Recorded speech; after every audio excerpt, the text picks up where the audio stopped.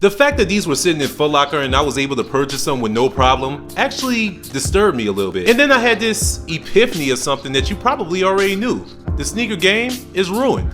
And I couldn't be happier. This might get a little lengthy, but just hear me out. Now, most people think that the sneaker game is ruined because of resellers, botters, hype beasts, and I disagree. What ruined the sneaker game is the same thing that made the sneaker game. And do you want to know what it is?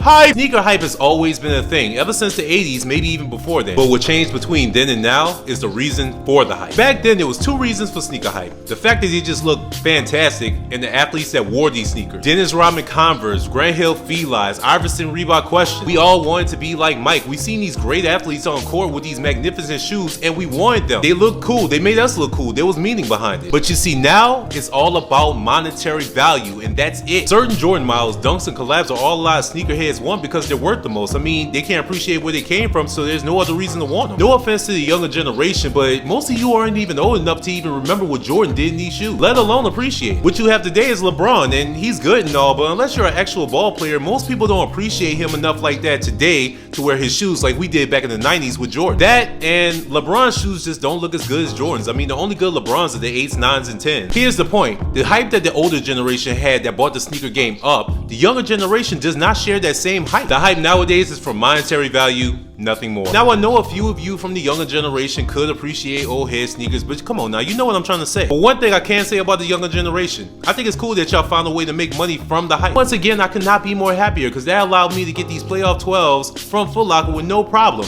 And I hope y'all keep that same energy when they re-release the Taxis.